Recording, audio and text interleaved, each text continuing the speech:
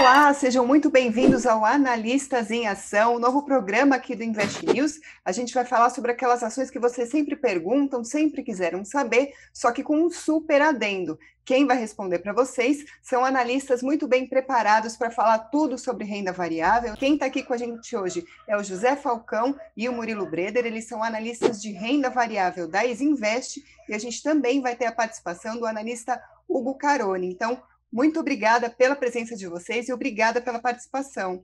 Olá, pessoal. É um prazer estar aqui, iniciando esse quadro que é muito importante para a gente mostrar o que a gente está enxergando de melhor oportunidade nesse momento no mercado de ações, apresentar as nossas carteiras, e tirar todas as dúvidas que forem necessárias aí para que os investidores possam obter o melhor do que a gente recomenda no dia a dia. Isso aí, tem tudo para ser um programa bem legal, né? Porque eu, particularmente, sempre que apareço ou no Boletim Invest News que você mesmo apresenta, né, Karina, ou em alguma live no YouTube da Isinvest, é muito comum o pessoal comentar, né? Nossa, que bom que o analista veio aqui, falou da ação, falou da carteira. E agora tem um programa especificamente para isso, né? O próprio nome já sugere isso, o analista de ação. Então, ainda mais agora nessa virada de mês, a gente está atualizando as nossas carteiras, as nossas visões para fevereiro. Então, acho que é um programa bem recheado, até porque vai além, né, da minha presença, tem o José Falcão, tem o Hugo Caroni, então um programa bem completo aqui. A gente está bem animado de poder estar presente aqui nesse primeiro episódio.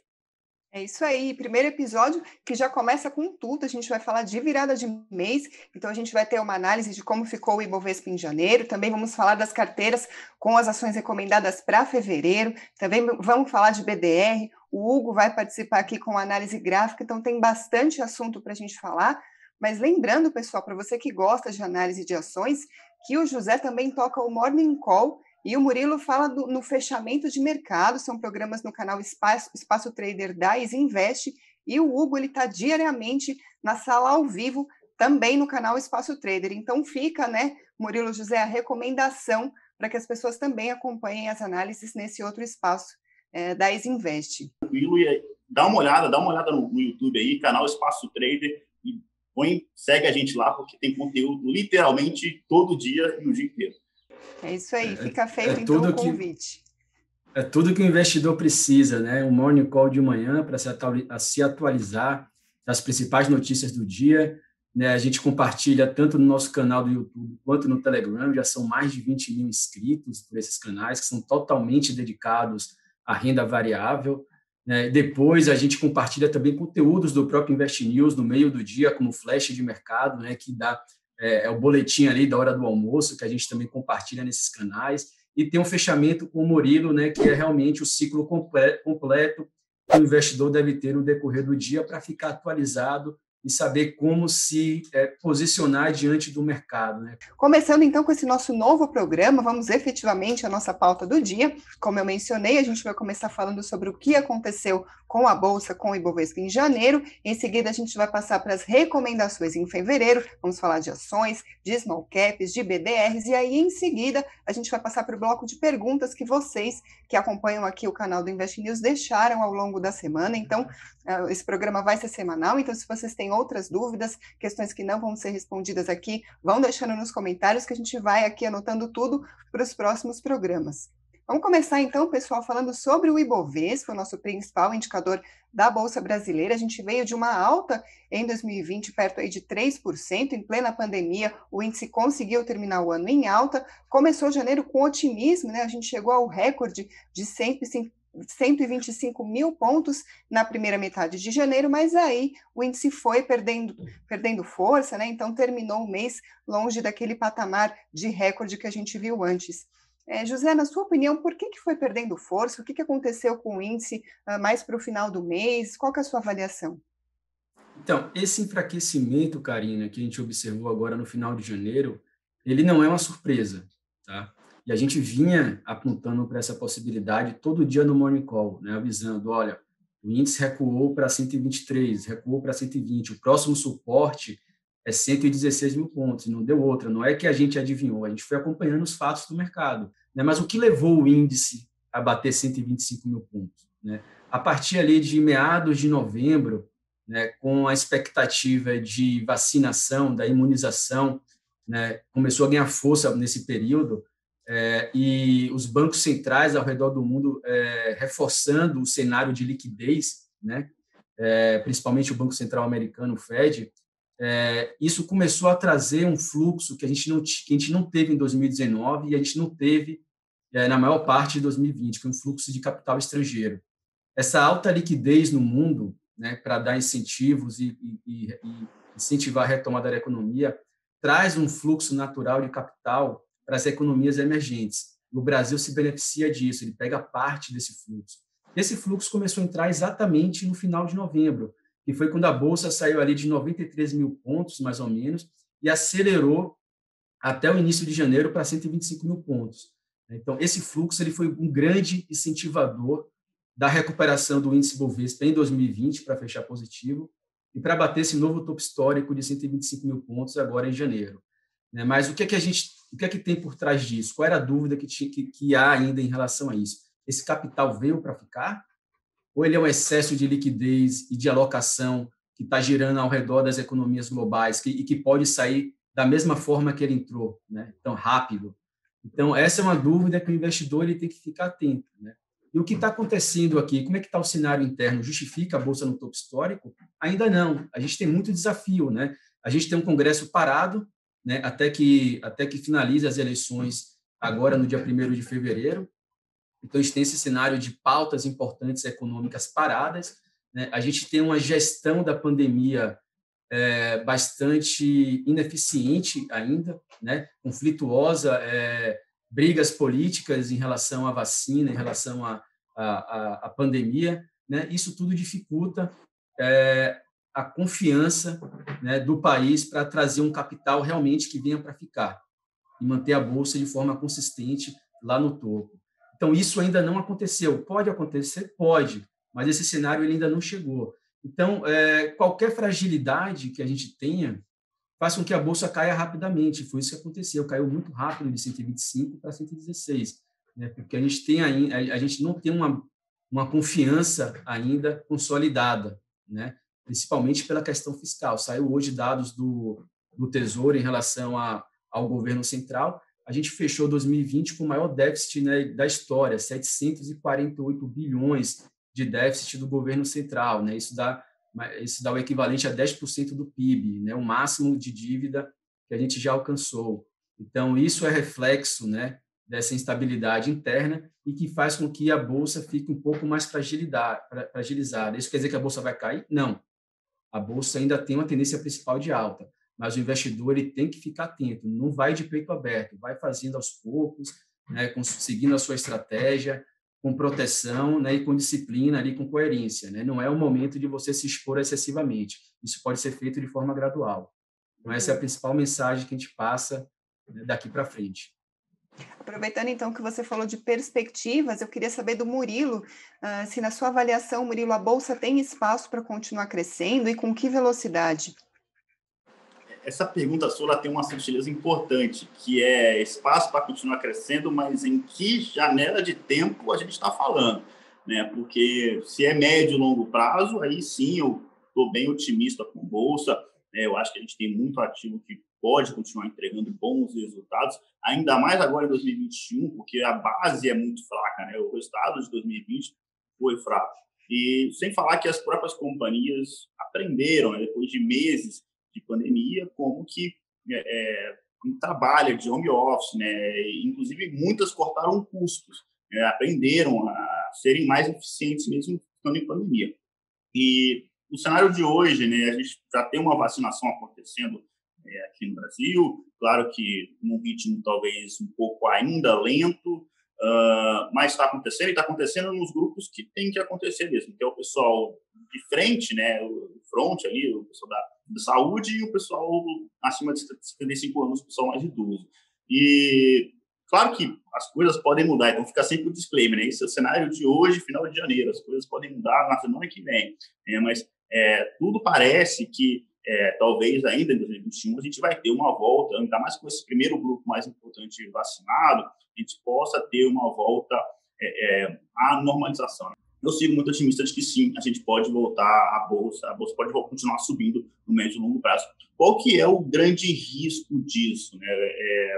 é o teto de gastos, tá? A gente virou o ano, o auxílio emergencial não foi prorrogado, a gente está chegando no final de janeiro e até agora também nada de auxílio emergencial, mas os candidatos e prováveis vencedores ali do Senado, da Câmara, eles já falaram abertamente a favor de uma prorrogação desse auxílio. O governo, o Ministério da Economia, trata como uma última opção prorrogar o auxílio emergencial, mas é algo que, se acontecer, né, e meramente a discussão, na verdade, pode voltar a assustar o mercado.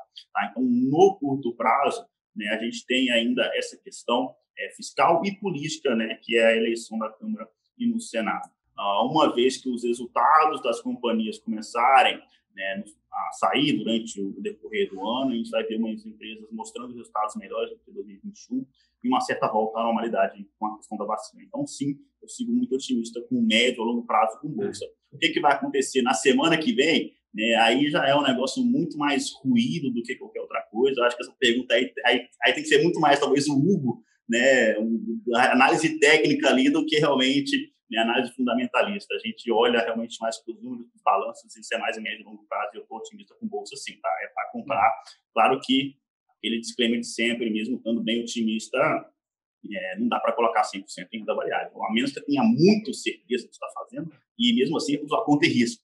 A gente sempre fala que é para diversificar, colocar em fundos de investimento, fundos imobiliários, ter reserva de emergência, esse é o padrão, é o caminho natural das coisas, tá? Mas sim, bolsa é bem otimista para 2021, sim, tá? Sintetizando aqui o que eu falei e o que o Miro falou, eu acho que tem 3 gatilhos principais no curto prazo. O primeiro é o que o Murilo falou, é como o governo vai encaixar no orçamento a possível extensão do auxílio emergencial. Vai entrar dentro do teto ou vai fazer uma PEC, como foi a PEC emergencial, com gasto extraordinário fora do teto, né? Como isso vai ser feito?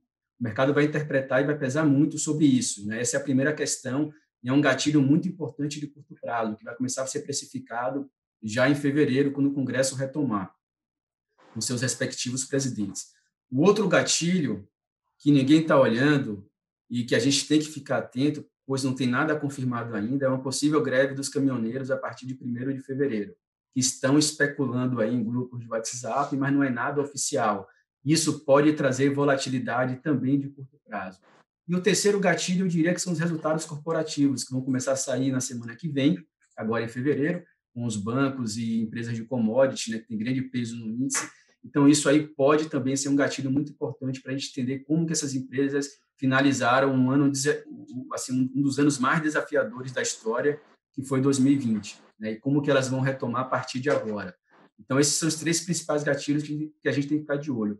Mas, estruturalmente, depois de um ano como foi o 2020, a gente vê um cenário muito mais otimista daqui para frente, né? Então, o viés é positivo, apesar de todos os desafios. Maravilha. Bom, essa foi a análise do José e do Murilo. Agora a gente vai passar, então, para a análise gráfica. Já aproveitando que o Murilo mencionou o Hugo, é justamente o Hugo Caroni que vai trazer para a gente a análise gráfica do Ibovespa. Vamos ver, então, o que ele preparou para a gente. Vamos para a perspectiva gráfica do Ibovespa, então. A gente sempre chama a atenção que eu gosto de olhar referências de longo prazo, que parece estranho, normalmente o pessoal que olha gráfico está olhando só referências de curto prazo, mas longo prazo é extremamente importante, chamando a atenção que para o Ibov, indexado ao dólar, tá, os períodos de crise são sempre regiões extremamente importantes, não foi diferente na movimentação que a gente viu aí na crise atual.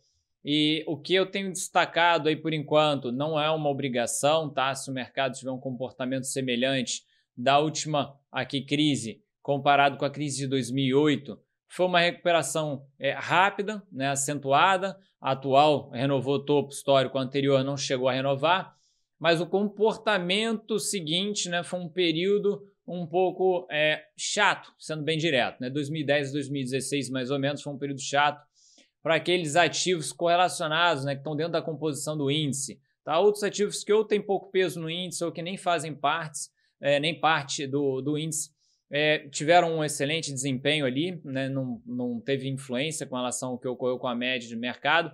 Então vamos ficar de olho no que vai ocorrer com relação ao Ibov.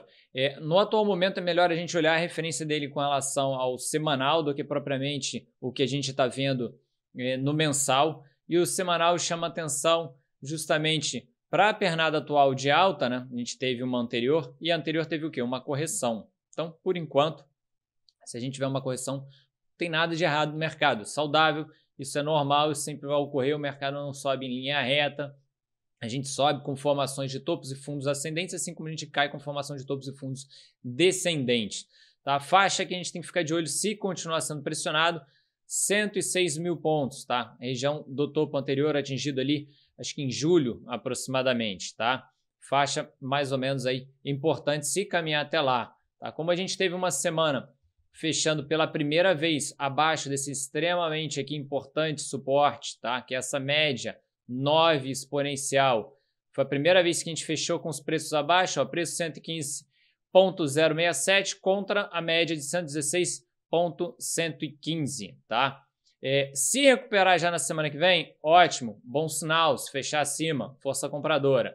Se não, 106 como mencionado anteriormente. Lembrando, o ideal é estar sempre acompanhando, nem que seja toda semana. Dá para você ir, né, se ajustando para cada referência que você vai vendo do mercado e devagarinho vai adaptando ao que o mercado está te mostrando. Todos os dias estou aí à disposição na sala ao vivo se alguém precisar, pessoal. Até semana que vem, um abraço.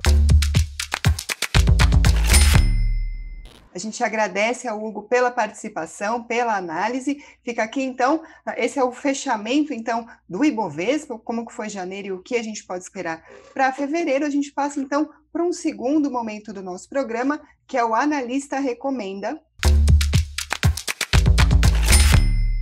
Bom, vamos começar, então, pela carteira de ações top 10, com os 10 papéis recomendados para fevereiro.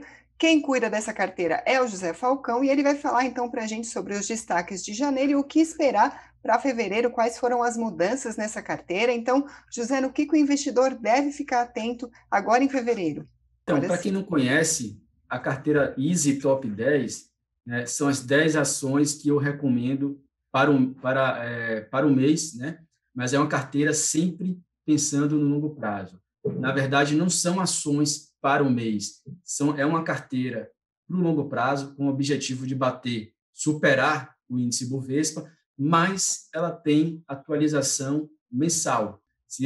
Eu vou mostrar para vocês aqui agora, a carteira aí tem uma das principais blue chips, né, que a gente chama do mercado, mas também tem empresas menores com potencial de crescimento. Enfim, é um mix de grandes empresas de altíssima qualidade.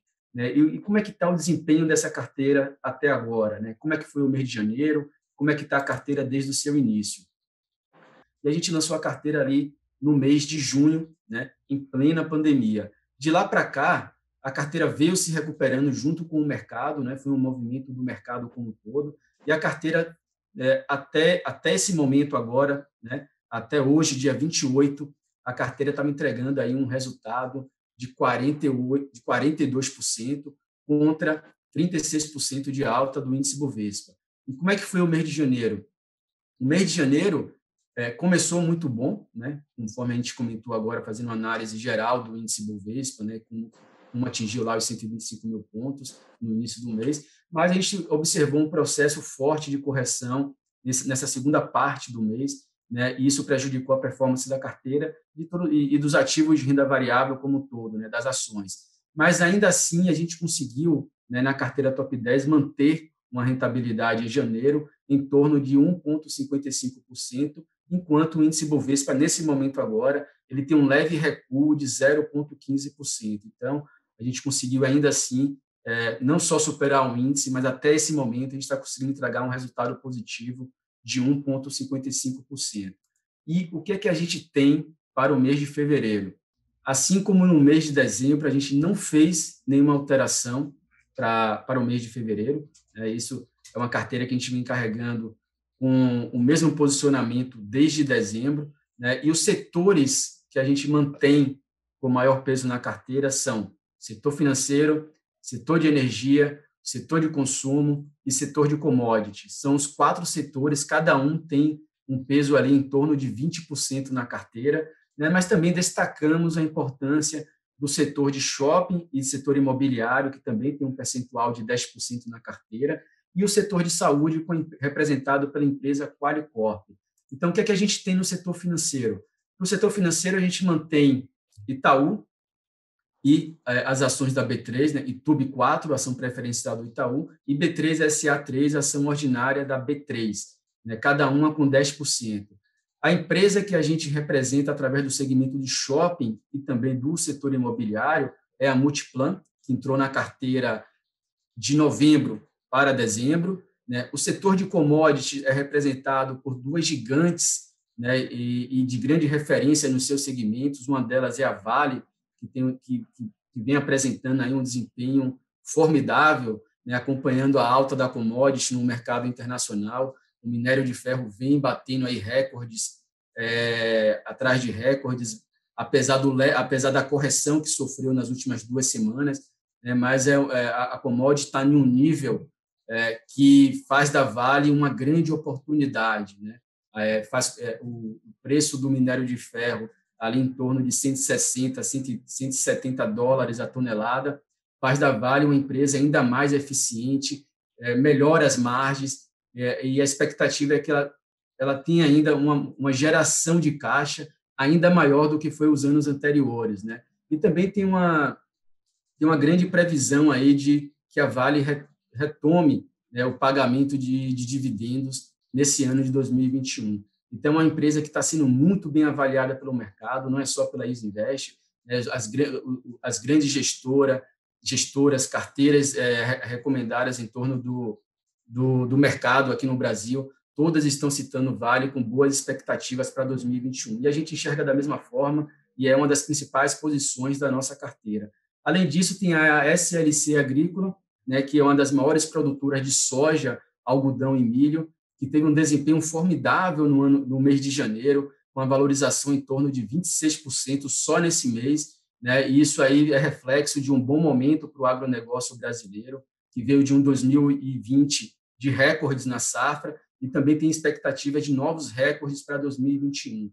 Então, é um setor que a gente gosta muito, o setor agro, tem um grande peso e relevância na economia brasileira, só em 2019 representou 21% do PIB. Então, a gente acha que é importante, é fundamental, né, o investidor brasileiro ter alguma exposição a esse setor.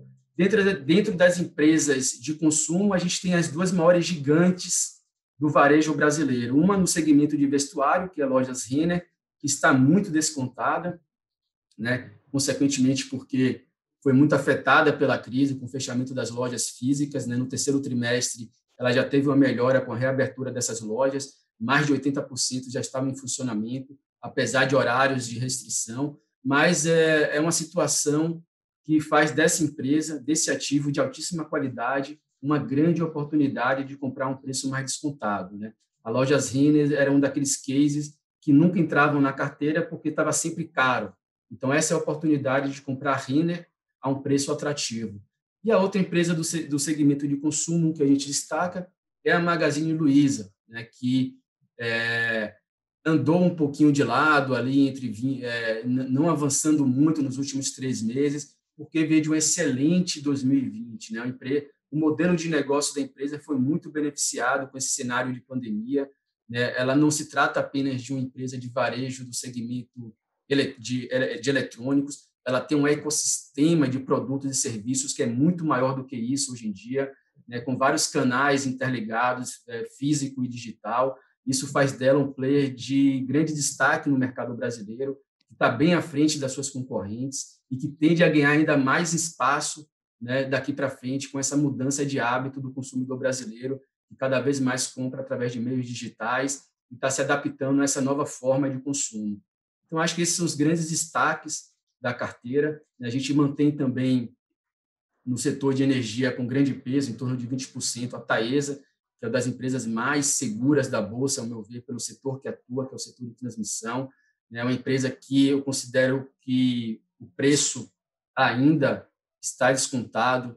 Eu fiz no meu modelo aqui em relação ao preço da Taesa, se ela atingir o preço de R$40, que seria um upside agora em torno de 24% em relação ao preço atual, que é de 32, né? Mesmo ela atingindo R$ 40, que é o meu preço-alvo para a Taesa, com a previsão de dividendos que ela pode receber em 2021, esse dividend yield seria algo em torno ainda de 8% ao ano. Então, assim, é uma empresa que ela não é uma empresa de crescimento na carteira, mas é uma empresa que ela tem essa característica de boa pagadora de dividendo, né? É uma carteira que está num dos setores mais defensivos da Bolsa, tem menos volatilidade, e ela entra como essa peça-chave, né, de uma estratégia diferente dentro da carteira top 10. Exatamente, no Invest News você tem o acesso a toda essa carteira com um detalhamento, com a lista das ações, inclusive o desempenho da carteira, então vale a pena seguir acompanhando.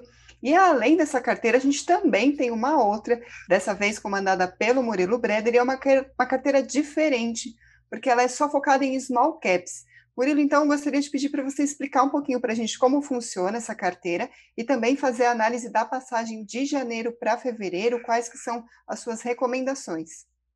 Com todo prazer. Essa é uma carteira um pouco mais nova, né? Ela tem apenas 4 meses de vida. A gente começou ela em outubro, a gente chegar em janeiro e falar das mudanças para fevereiro. Eu vou até falar sobre, talvez muita gente não conheça, né, que é essa carteira de small caps. Então, o que são small caps? São empresas de menor porte. Então, assim, não tem uma regra específica para determinar o que são empresas de menor porte, mas a minha, né, regra é a seguinte: tem que estar necessariamente fora das 25 maiores empresas da Bolsa e normalmente gira em torno de $1 bi de valor de mercado. Isso traduzindo para o real, né, dá 5,5 bi, né? E normalmente essas empresas estão fora, inclusive, do Ibovespa, tá? Porque as maiores empresas da carteira hoje, né, Eneva, Copel, elas acabaram de entrar no índice, inclusive, né, felizmente estão subindo tanto que fatalmente eu terei que tirá-las da carteira em algum momento, porque está ficando grande demais, já não é mais, né, small caps.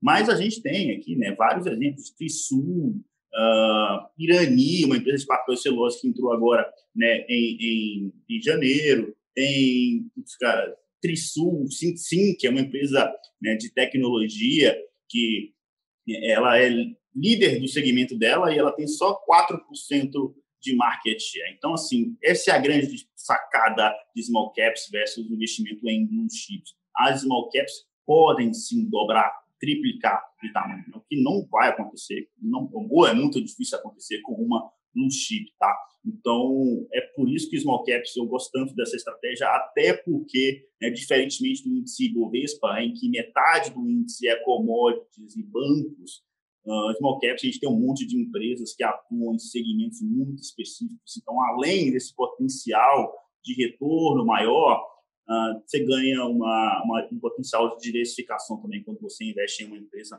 totalmente fora, né, daquilo que você já tem no seu portfólio. Então, a gente está com 4 meses, com mais ou menos 14%, 15% de retorno. Então, um retorno muito bom. A gente fica até com medo de falar isso. Eu sempre faço a ressalva para investidores que não é comum subir, né, tão forte assim. Claro que tem um potencial de alta, mas é sempre importante ter o pé no chão, né, porque muita gente gosta de se concentrar demais em alguns ativos. Então, em janeiro, a gente fez uma mudança importante. Entrou Irani, uma empresa de papel e celulose, mas que não exporta tanto, ela exporta só 1/5 para a China, ela é mais focada aqui no Brasil, mas vem crescendo muito, e acaba pegando um pouco, dolarizando um pouco a nossa carteira. Para fevereiro agora, tem a primeira empresa que a gente decidiu sair dela da carteira, que foi a Login. A Login é uma empresa de cabotagem marítima, uma das teses de investimento que eu tinha, e ainda continuo acreditando nisso aqui, é uma empresa que está muito descontada, ainda acredito que esteja, mas, né, as ações estão de lado, e estão de lado por quê? Né? Esse desconto em torno de Login é justamente porque a empresa errou no passado e estava se reestruturando e estava conseguindo, ela vem mostrando números melhores. Só que aí agora o próximo passo para destravar valor na Login é justamente a aprovação de um projeto do governo chamado BR do Mar. Esse projeto já está na Câmara, né, tramitando na Câmara, mas essa é a minha percepção, enquanto esse projeto não avançar, não for aprovado, não for discutido, as ações vão continuar de lado, tá? Porque é algo que pode sim destravar muito valor, mas até lá vai ficar de lado, a menos que o login mostre números realmente muito excepcionais, o que não parece ser o caso. A empresa está se recuperando, mas falar de números excepcionais é uma outra história. Então, dito isto, né, eu decidi tirar o login da carteira e colocar a Ferbasa no lugar dela. A Ferbasa é uma empresa lá da Bahia, talvez os baianos conheçam, né, uma das 10 maiores empresas da Bahia, mas acho que fora da Bahia pouca gente conhece. Né, é uma empresa que ela faz ferroligas. Tá? Ferroligas é um insumo básico para as siderúrgicas, para fazer aço dos mais variados tipos, como, por exemplo, o aço inox. Né? Então, é uma empresa crucial aqui no Brasil e, recentemente, ela tem, inclusive, exportado para a China. Então, ela está pegando essa demanda insaciável do país asiático, né? E o dólar alto acabou beneficiando a empresa também. A empresa tem décadas de entrega de valor ao acionista, é pagadora de dividendos, pode pagar, inclusive, mais ainda em 2021 e em 2022, conforme o lucro avance. Tá? Então, e para terminar, a cereja do bolo, né? Por mais importante e bonito que seja o lado qualitativo, preço importa. E por muitas óticas, e eu olhei por vários métodos diferentes, múltiplos, pega preço por valor patrimonial, EV, EBITDA, ou uma soma das partes. Né? O que é a soma das partes? Você pega cada um dos segmentos que a companhia atua e faz o somatório delas e compara com o valor de mercado atual.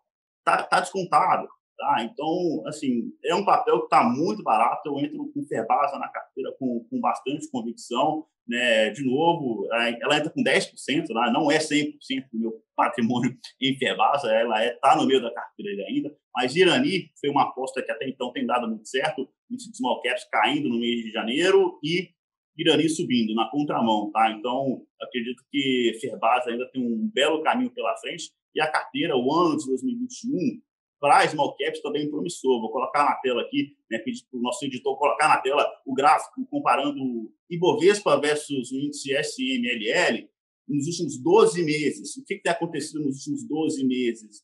Basicamente, abril. Tá? O índice Ibovespa foi embora e o índice de small caps ficou um pouco para trás. E não é normal. Tá? Historicamente, em situações em que a bolsa sobe, o índice de small caps sobe e sobe mais do que o Ibovespa.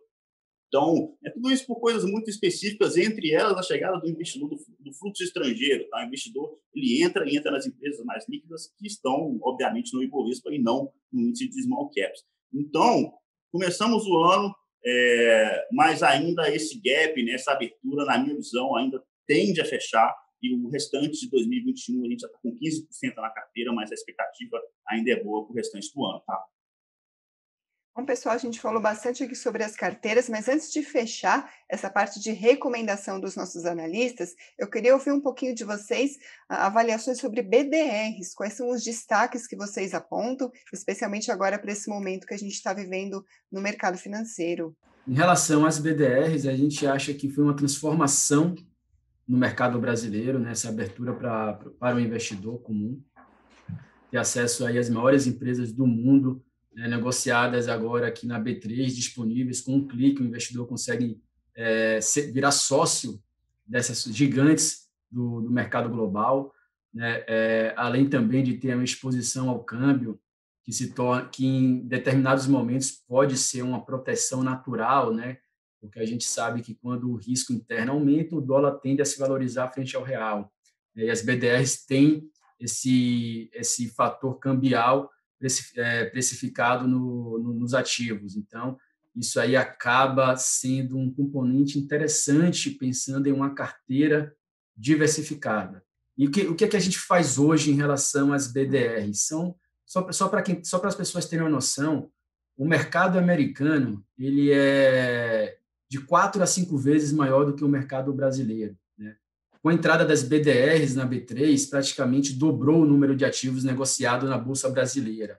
Né? Então, mas como fazer agora para analisar essas empresas? Né? A gente não queria apenas dar uma carteira para o cliente com cinco BDRs que a gente acha interessante, né? Porque você tem mais de 5 empresas de tecnologias que são super interessantes e que a gente não queria escolher apenas 2 para recomendar, a gente queria dar a nossa visão geral em relação a várias empresas, né, que são negociadas através de BDRs. Então, o que foi que a gente fez? Qual foi a nossa ideia em relação a isso?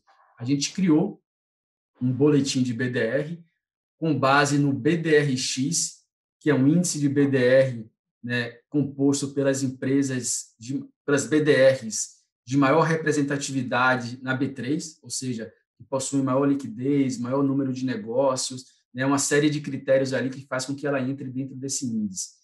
Esse índice, atualmente, ele é composto ali em torno de, eu não tenho de cabeça aqui, mas deve girar em torno de 140 BDRs.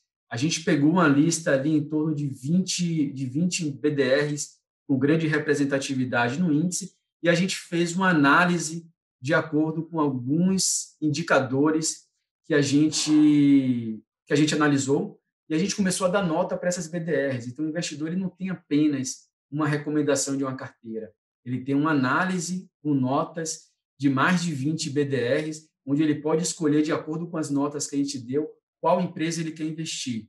Né? Então, isso está disponível através do boletim de BDR, tanto no site do Invest News como no portal da Isinvest. E o investidor, se ele quiser investir na Microsoft, se ele estiver na dúvida se ele vai investir na Apple ou na Microsoft, ele vai entrar, vai olhar a nossa análise e ver o número de estrelas que a gente deu para cada ativo. Né? Vai ter vão ter BDRs que a gente avaliou com 1, 2, 3, 4 e até 5 estrelas. E, de acordo com essas estrelas, ele pode ter uma noção de qual é a nossa visão em relação àquelas empresas.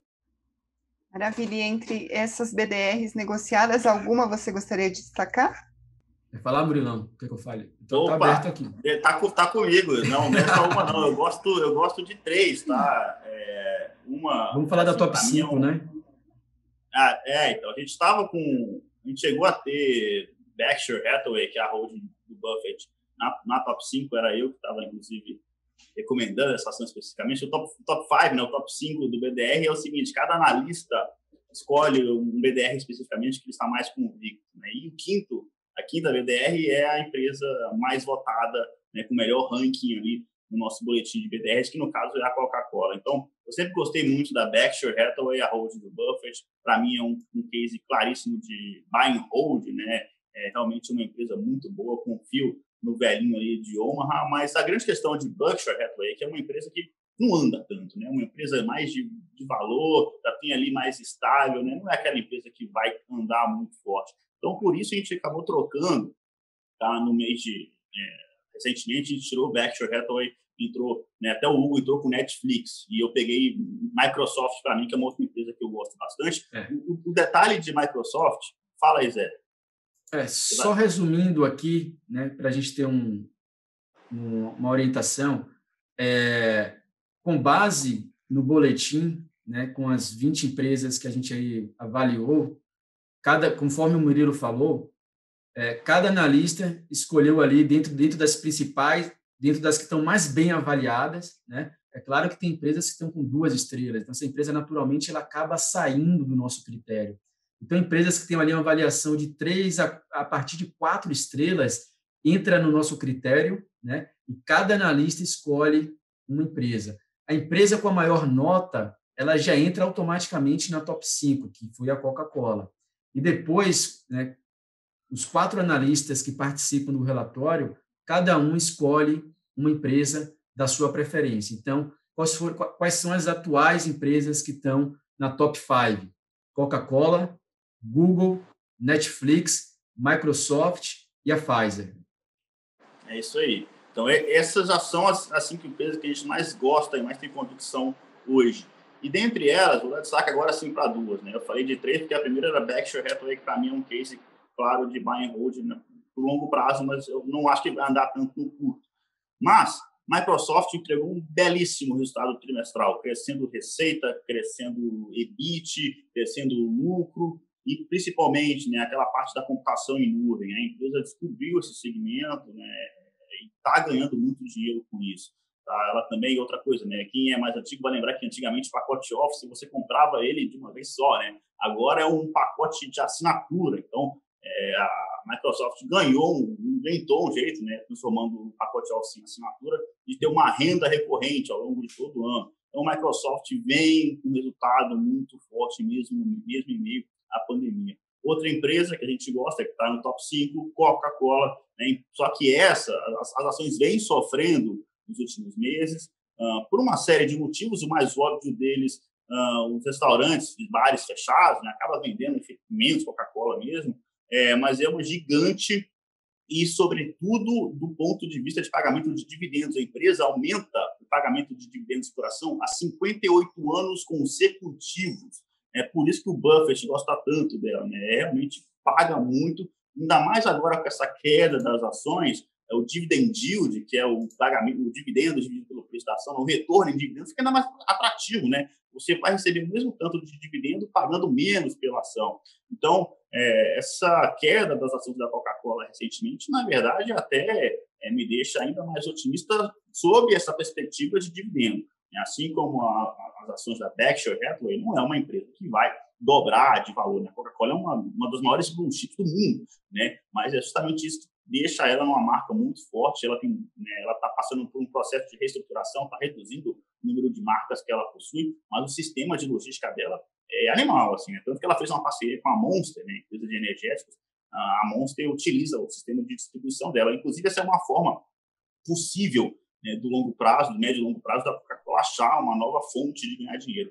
Porque as veias ali de logística dela já estão prontas, então, para ela distribuir produtos de outras marcas, né, é algo que para ela não exige investimento a mais nenhum e vai retornar um lucro para a companhia. Tá? Então, eu gosto bastante de Coca-Cola também, sob a perspectiva de longo prazo e de pagamento de dividendos.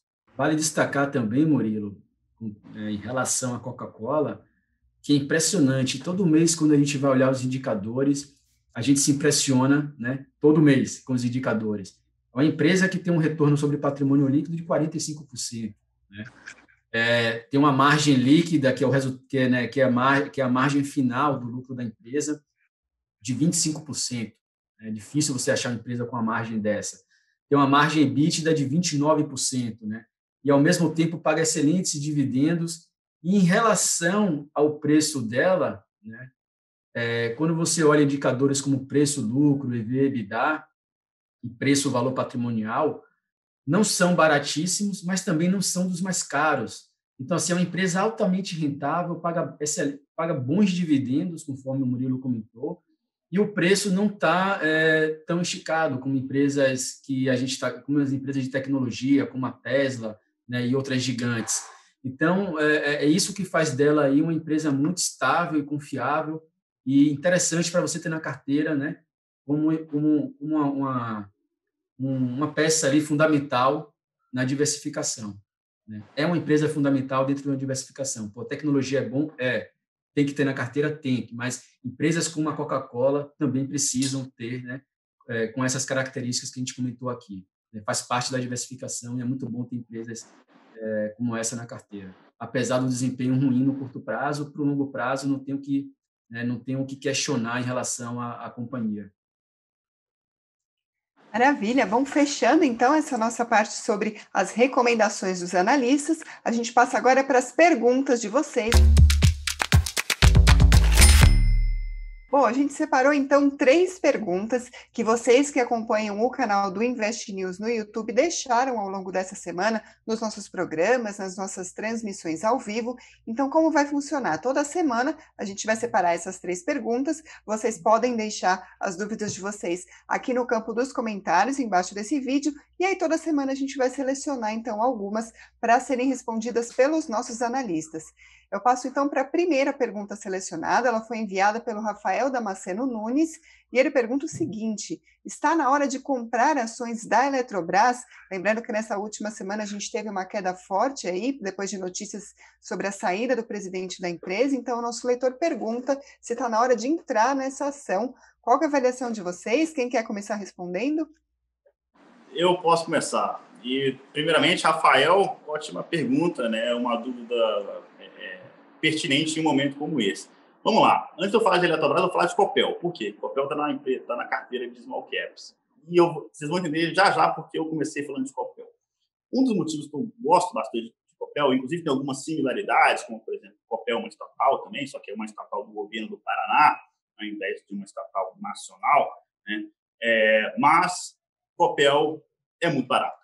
Eu fui olhar principalmente o indicador preço por valor patrimonial e hoje ela está negociando abaixo do valor patrimonial, ou seja, a ação vale menos do que a soma dos ativos e passivos da companhia. isso não faz sentido, a menos que a empresa realmente estivesse numa situação muito ruim, e não é o caso. Inclusive, o contrário, a Copel está melhorando, né? Ela pretende subir o nível de governança corporativa, soltou uma política de dividendos agora, que, inclusive, se confirmada a expectativa que é distribuir 50% do lucro líquido, a Copel pode se tornar uma das maiores pagadoras de dividendos da Bolsa. Ela já paga, já é um dividendo ok, mas pode se tornar uma das melhores. Tá? Então, entrou na Bolsa agora, está com um fluxo passivo forte ainda também. Né? Tem a questão da interferência estatal, que, inclusive, acabou machucando bastante. O mercado não gostou. O governo do Paraná entrando no meio da negociação da Copel no mês de janeiro. Mas, enfim, quando eu falava de preço, de valuation de Copel, um dos motivos que eu justificava era que o preço do valor patrimonial, se você comparar com as outras empresas parecidas com Copel, como CEMIG, Light, CPFL, a Eletrobras, né, na média está muito barato, negocia muito mais abaixo do que a média do setor, com exceção da Eletrobras. A Eletrobras está ainda mais barata do que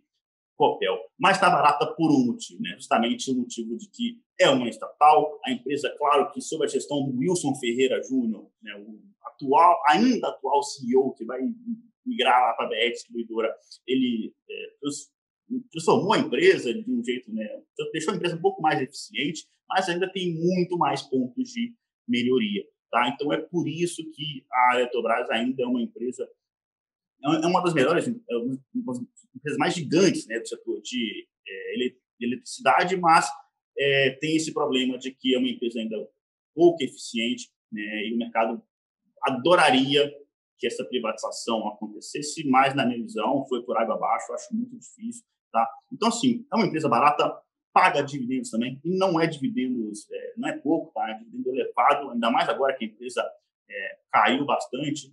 Só que, assim, dentro do próprio setor de energia elétrica, existem outras empresas que também pagam dividendos expressivos, tá? Esses são os motivos de você ter a Eletrobras na carteira.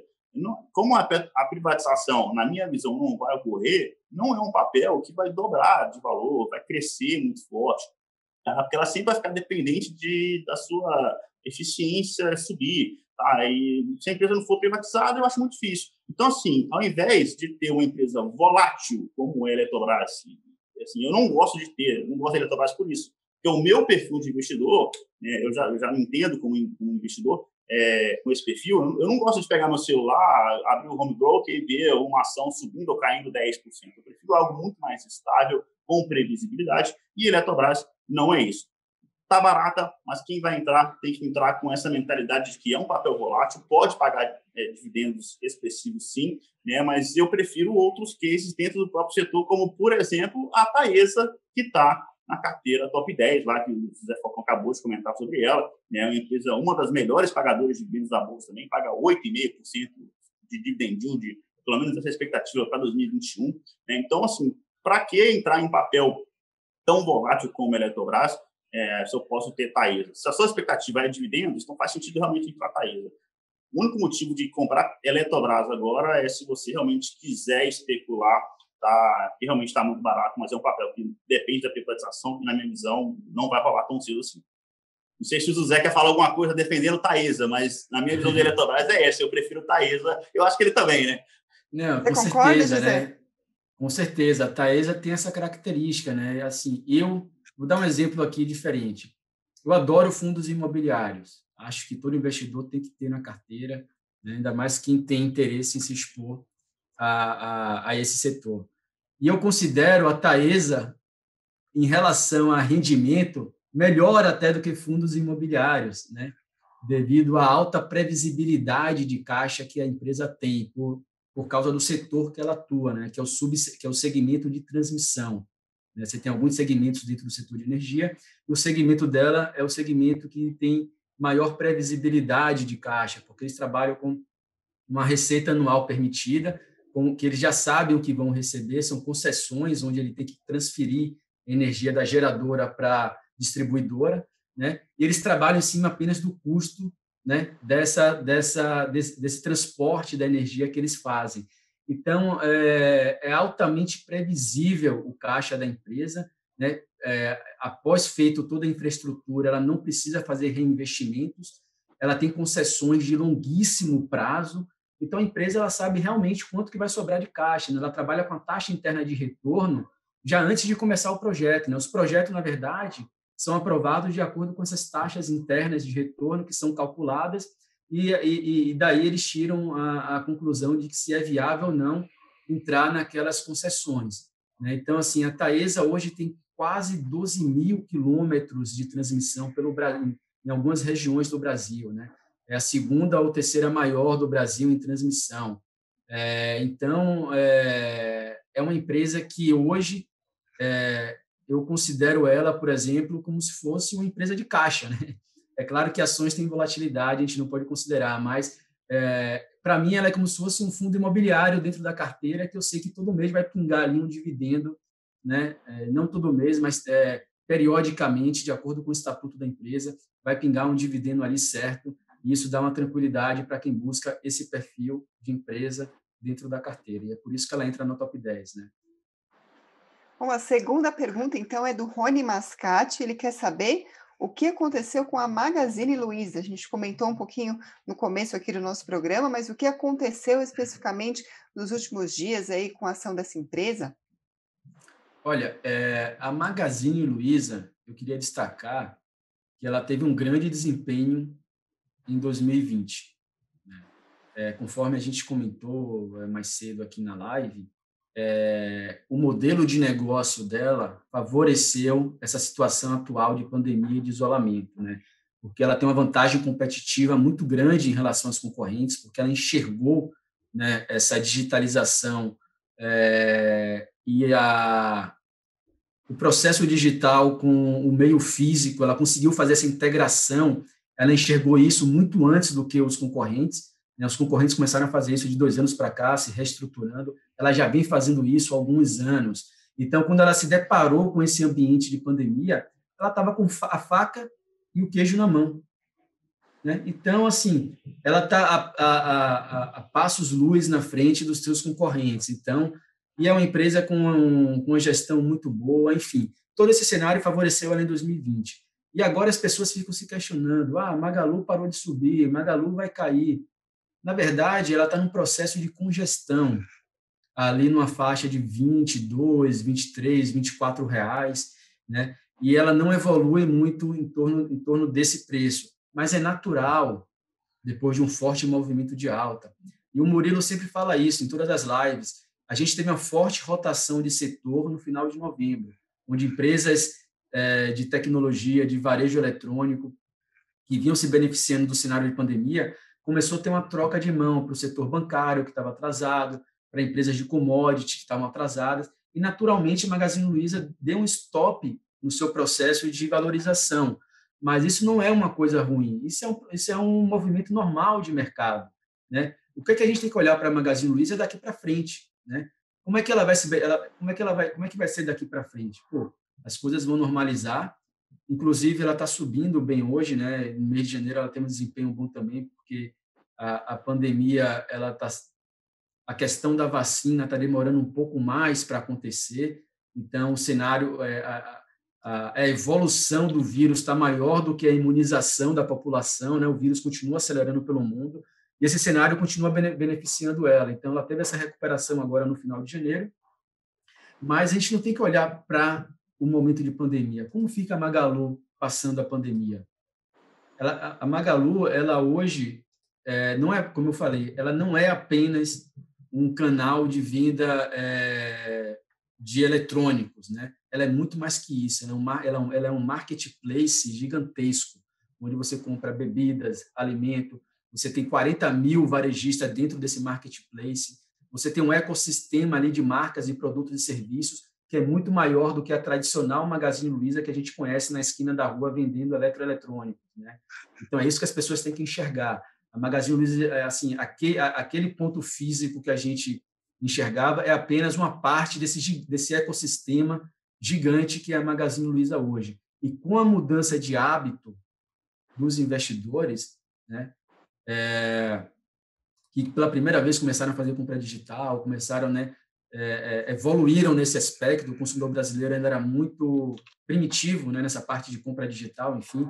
As pessoas evoluíram muito nesse período e isso tende a beneficiar as empresas que estão mais engajadas, né, no meio digital, que é o caso da Magazine Luiza, com a integração muito boa da parte física e da parte digital, né, com grandes centros de distribuição pelo país inteiro, né, e lembrando ainda, né, tem um outro fator que as pessoas não consideram em relação à Magazine Luiza. A venda através do canal físico ainda é o principal, ainda é a maior parte da receita da companhia. Quando a pandemia passar no próximo trimestre ou no próximo semestre, a empresa vai potencializar ainda mais, né, os seus ganhos, voltando a níveis pré-crise. E o que ela vai ganhar de incremento também vai ser no meio digital, porque as pessoas mudaram a sua forma de consumir. Então, ela vai continuar vendendo pelo meio físico e o meio digital ganhou novos, vamos dizer assim, novos inscritos, novos downloads, né, em relação ao aplicativo, e aquilo ali tende a permanecer daqui para frente. Então, é algo que veio para ficar, pode ser que não cresça na mesma velocidade que 2020, mas vai continuar crescendo e isso tende a beneficiar a companhia. Então, esse preço de R$24 eu considero barato. Para mim, o preço de Magazine Luiza é R$30. Está no nosso relatório e tem um grande upside aí pela frente ainda para a Magazine Luiza subir ainda mais, né? Quer comentar sobre o papel, Murilo, antes da gente passar para a última pergunta? Não, assim, é isso. Resumindo bem o que o Zé Falcão acabou de falar, a empresa avançou 5 anos e 5 meses por causa da pandemia, forçou a empresa a ficar cada vez mais digital. E sem falar que, na verdade, ela acaba sendo uma proteção na carteira, eu gosto bastante disso, né? Qual que é o cenário hoje? Vamos voltar à normalidade? Beleza. Mas e se não acontecer? E se o vírus continuar mais tempo do que parece? Se o home office continuar por mais tempo? Né? É Magazine Luiza que vai voltar a subir de novo. Então, as ações subiram muito, ficou 1 mês ou 2 ali perdendo um pouquinho para o Ibovespa, e já vem essas perguntas. É comum, você está acostumado a receber. Mas não mudou absolutamente nada no case. Uma coisa é o preço na tela do computador, outra coisa é a empresa. A empresa continua maravilhosa, na minha visão, eu continuo gostando dela para ter na carteira, e essa proteção contra essa permanência do vírus, todo mundo ainda em casa há mais tempo do que a gente estava imaginando inicialmente. Oi, para encerrar, eu trago uma pergunta de uma pessoa que se identifica como Os Portugueses. Ele pergunta se há algum fato que justifique a queda acentuada da Gerdau. A gente viu especialmente nessa última semana de janeiro o setor sofrendo bastante, né? E ele pergunta especificamente da Gerdau, se tem algo que justifique a baixa da ação da empresa ultimamente. Vamos lá, é parecido com o Magazine Luiza. Na verdade, a Magazine Luiza entrou em uma rotação de setores, né? E ela ficou do lado negativo da rotação de setores. Agora, a Gerdau, a primeira justificativa é uma simples realização, tá? Uma hora ia acontecer. Eu pedi de novo para a nossa gestora, mais uma vez, colocar gráfico na tela, a evolução da Gerdau desde o dia 23 de março até o dia 7 de janeiro, que é o pico recente dela, ela subiu 246% e o Ibovespa 92%. Tá? Então, assim, uma empresa que sobe 246%, quase que ininterruptamente, claro que de vez em quando, uma semana ou outra, a empresa caía, mas basicamente subiu sem parar, uma hora ia cair. Tá? Então, assim, essa é a primeira coisa. É totalmente natural uma empresa que subiu esse tanto recuar. Tá? E recuou quanto? De 7 de janeiro até o dia 27, né, foi 20% de queda. Então, assim, subiu 246% e caiu 20%. Ou seja, a queda recente dela é só uma pequena fração da alta, né, que ela vem acontecendo desde o final de março para cá. Então, esse é o primeiro ponto. Mas o que justifica? O que está por trás dessa queda? Né? Talvez seja a pergunta que o investidor mais quer saber nesse primeiro momento. Então, todas subiram muito forte porque a China veio com uma ânsia pós-pandemia, né? Porque lá, agora voltou o vírus lá, mas a gente estava sofrendo, a China economicamente veio muito forte nos meses ali de abril, maio, né? E ela demandando muito aço, o preço do minério foi embora, né? A Gerdau não é uma mineradora, mas é uma siderúrgica. Então, ela pega o minério de ferro, né? Um dos insumos para fabricar o aço. E aí, né, a valorização do minério fez as ações dispararem, pegou carona com isso, junto com o CSN, os Minas, Vale, todas subiram muito forte. E aí agora, né, em janeiro, a gente começou a ter novos casos de coronavírus na China, a ponto de ter novos lockdowns em algumas províncias por lá. E cada província da China são milhões e milhões de habitantes, tá? Então, impacta, tá? Então, o preço do minério de ferro acabou tendo caindo um pouco recentemente, estava passando por alguma instabilidade, o que está derrubando o preço da commodity, e sem falar também que circula, né, no mercado aqui uma notícia de que provavelmente estão combinando ali uma redução de produção, já que a demanda está diminuindo um pouco, né? Então, uma hora, essa demanda não é infinita. Então, a demanda, a gente mandou muito minério de ferro para lá, mas agora parece que a demanda está um pouco mais fraca e teve uma instabilidade no minério, por isso que não só a Gerdau, mas os Minas, Vale, CSN, todas caíram nas últimas 2-3 semanas. Tá? Mas ainda sem um ponto de preocupação, não é que a empresa nada muito grave com a empresa especificamente. Lembrando também, Karina, que a Gerdau, GGBR4, fez parte da top 10 durante um período e que saiu da carteira top 10 com a valorização de 70%. Tiramos a GGBR4 e colocamos a Vale no lugar da GGBR4, né, que também é exposta aí a commodity. E a Vale já sobe 55% na carteira. Né? Então, a gente fez uma troca, na verdade. Na nossa visão, a GGBR já estava mais precificada, a gente vendeu com grande, né, tirou da carteira com grande lucro, e a gente acabou colocando a Vale exatamente no momento que ela começou a acelerar, né, e atualmente está com retorno de 55% na carteira. Né, e a gente não tem previsão de tirar a Vale ainda, a gente acha que o preço-alvo dela está em torno de R$110, né, ela está sendo negociada agora em torno de R$93. Mas a gente acha que facilmente, né, com o preço do minério de ferro nesse nível, ela pode chegar a R$110. Maravilha. Bom, gente, as perguntas que eu tinha separado aqui para fazer para vocês eram essas, mas antes de encerrar o nosso programa, eu gostaria de ouvir as considerações finais. Se tem alguma coisa que eu não perguntei e vocês queiram acrescentar, por favor, fiquem à vontade, o momento é de vocês. Vamos lá, fazer o convite aqui para o pessoal vir para o canal do Espaço Trader, né? Assim você vai ter contato com a gente todo dia, seja no Morning Call com o Zé, ou a sala ao vivo com o Hugo Carona, ou no fechamento comigo, né? E também acompanhar as nossas carteiras que, modéstia à parte, os números falam por si, estão mandando muito bem, né? A Top 10, a carteira de Small Caps, tem a carteira semanal do Hugo também, tá? O Hugo faz uma carteira, né, com 5 ativos, sobre a ótica ali puramente de análise técnica, né, que é o perfil dele. Então, a gente está com uma série de carteiras aqui bem legais, basicamente não importa o seu perfil de investidor, a gente provavelmente tem uma carteira, né, que vai encaixar bem ali no que você está querendo. Então, fica um convite, venham conhecer o nosso canal no Espaço Trader. E lembrando, esse programa aqui vai ter uma certa recorrência, né? Esse final de mês a gente fez algo específico chamando todos os analistas, mas todo domingo eu tenho cadeira cativa aqui nesse lugar, então sempre vai ter um analista aqui comentando sobre ações, sobre o mercado financeiro com vocês. É um prazer participar do primeiro programa de muitos, né? Vida longa aí ao programa Analistas em Ação. É isso aí, pessoal. Um prazer participar desse programa. Estaremos aqui todo mês para comentar as nossas carteiras, o que a gente acha de melhor para esse momento no mercado. Acompanhem as nossas carteiras, sigam, né, nossos canais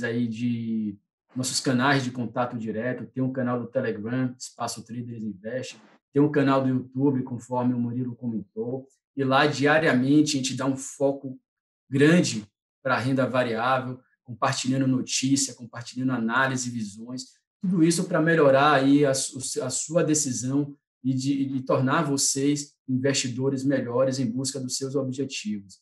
Contem com a gente, estamos aqui juntos e mês que vem retornamos para comentar as próximas carteiras. Um grande abraço.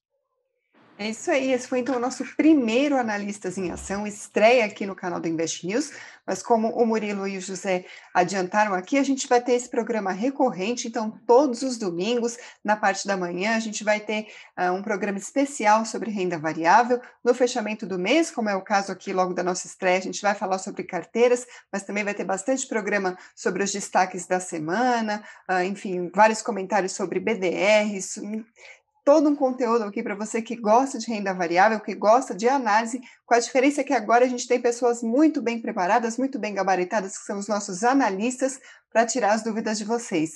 Mais uma vez agradeço a participação do José Falcão e do Murilo Breder. Agradeço também a você que nos acompanhou, que nos assistiu. Deixe aqui nos comentários o que vocês acharam desse nosso primeiro programa, o que vocês acharam da estreia. Deixem suas críticas, sugestões, as opiniões de vocês. A gente se vê então na semana que vem. Até lá. Tchau, tchau.